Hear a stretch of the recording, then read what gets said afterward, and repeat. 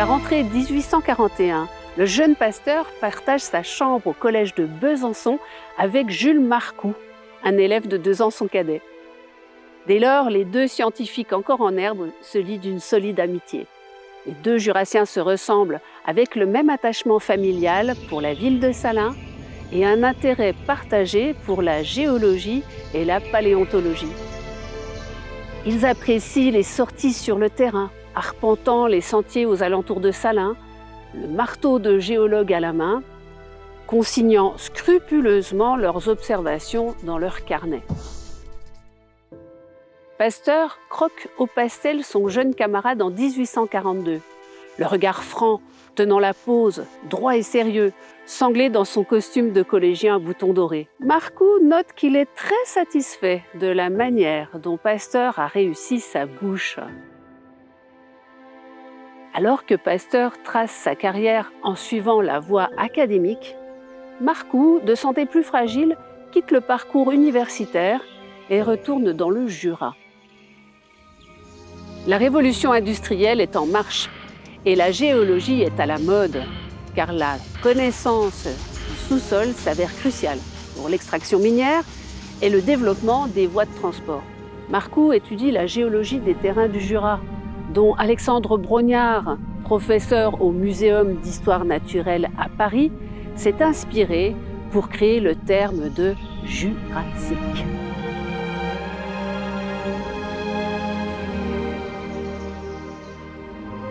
Les travaux de Marcou attirent rapidement l'attention des meilleurs géologues de son époque. Jules Thurmann, avec lequel il travaille à la géologie du Jura. Alcide d'Orbigny, qui le fait entrer à la toute jeune Société géologique de France. Finalement, l'académicien Louis Cordier, qui vient de créer la galerie de géologie du Muséum d'histoire naturelle, lui en ouvre les portes. Jules Marcou devient géologue itinérant pour cette institution. La révolution de 1848 s'achève à peine. Marcou raconte que dès son plus jeune âge, il lisait des livres de voyage qui lui ont donné l'envie de courir le monde. Il a à peine 24 ans. Il rêve d'exploration. Et tant pis s'il ne parle pas un mot d'anglais. L'attirance est trop forte. Il embarque pour l'Amérique du Nord, un territoire encore vierge pour ce jeune géologue avide de savoir.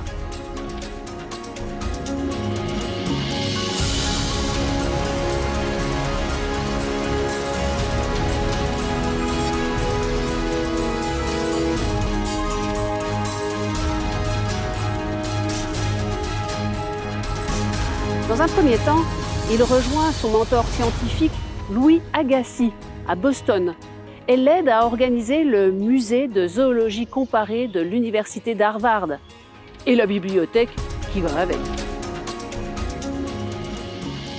Rapidement, les voyages se multiplient à travers cet immense continent. Il visite des mines de cuivre, descend dans les fosses des bassins houillers de Richmond, il s'extasie devant les chutes du Niagara, puis explore les labyrinthes souterrains des gigantesques Mammoth Cave dans le Kentucky.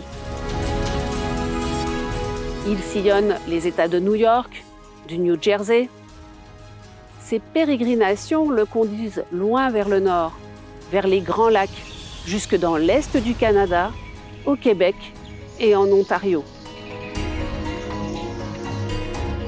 En ce milieu du 19e siècle, les États-Unis sont en effervescence. La cession du Texas par le Mexique ouvre des perspectives. La découverte d'or en Californie, qui vient tout juste de proclamer son indépendance du Mexique et qui vient de voter son rattachement aux États-Unis, attire les aventuriers du monde entier. Marcou, désormais à l'abri du besoin par un mariage avec une riche héritière, ne cède pas à la cupidité. Il désire par-dessus tout continuer son travail de scientifique. Quand, au printemps 1853, le gouvernement américain lui propose d'être le géologue de l'une des 5 grandes expéditions chargées de reconnaître les futurs tracés ferroviaires à l'ouest du Mississippi, il s'engage sans hésiter.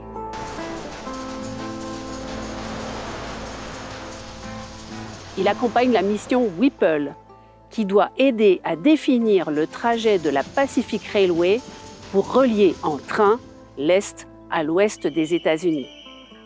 Marcou est curieux de tout. Dans cette terra incognita, tout reste à découvrir. En Arizona, il identifie les troncs pétrifiés de forêts jadis luxuriantes et montre les effets de l'érosion. À sa grande surprise, il découvre dans les montagnes rocheuses les mêmes terrains jurassiques qu'il a connus dans le Jura, utilisant la griffée, un de ses fossiles fétiches avec l'ammonite, pour dater les couches géologiques. La vie au grand air le séduit. Les grandes plaines, les zones arides où la géologie se lit à livre ouvert, les impressionnants troupeaux de bisons, les veillées autour des bivouacs. Il y a en moi un peu trop de cette rudesse des trappeurs des prairies américaines avec lesquels j'ai vécu si longtemps. La vie des bivouacs a effacé l'influence des nombreux séjours que j'ai faits à Paris. Décidément, je ne suis constitué que pour la sauvagerie des forêts et des montagnes.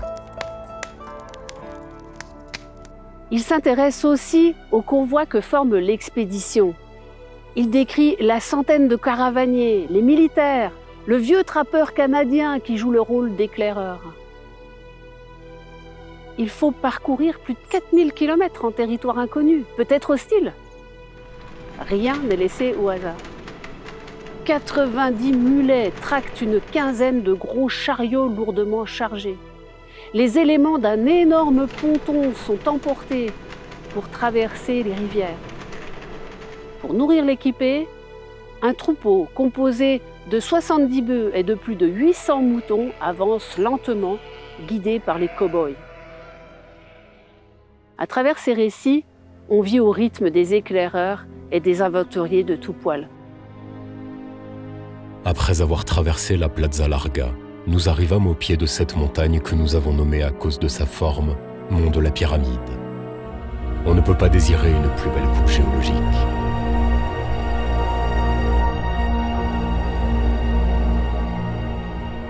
Au terme de ce voyage de 8 mois, Marcou publie la première carte géologique des États-Unis. Il étoffe la collection d'Harvard de roches et d'objets amérindiens collectés au cours de l'expédition. Malheureusement, la maladie le rattrape et le pousse à rentrer en France. De retour dans son Jura natal, Marcou commande à Gustave Courbet un paysage salinois formé du basculement remarquable d'un rocher que le maître des calcaires baptisera la roche pourrie, étude géologique.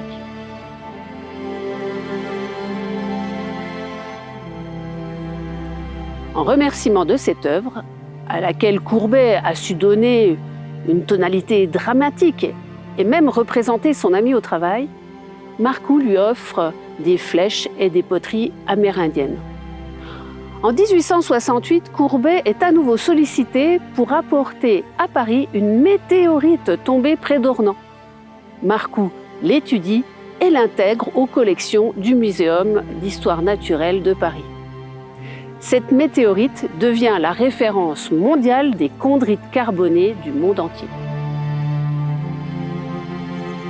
Marcou s'attelle à son grand projet scientifique, coordonner ses collègues géologues avec lesquels il échange dans le monde entier pour éditer une carte géologique de la Terre la plus fiable possible car renseignée par des scientifiques de terrain. Avec eux, il échange des idées, mais sème aussi des fossiles et de nombreux échantillons de roches. Car comme il aime à le rappeler à son ami Louis Pasteur, un géologue ne peut offrir que des cailloux. Il a aussi la finesse de laisser colorer en blanc les terra incognita, laissant ainsi ouverte la recherche scientifique à venir. Marcou n'a jamais pu se fixer définitivement en France, contrairement à ce que Pasteur aurait sans doute souhaité quand il fit entrer son ami géologue dans l'ordre de la Légion d'honneur. Épris de grands espaces, Marcou restera à jamais un trappeur géologue. Critique envers les savants de cabinet et les institutions qu'il juge trop conservatrices, il finit sa vie aux États-Unis. En hommage à ses travaux, le gouvernement américain donnera son nom à une mesa dans cet Arizona qu'il connaissait si bien. Grâce à Jules Marcou, le Jura a trouvé un incroyable écho dans le Nouveau Monde, dévoilant peu à peu son univers de monstres disparus qui inspireront plus tard Spielberg pour imaginer son célèbre Jurassic Park. Alors, nos Marcou, nos Spielberg ?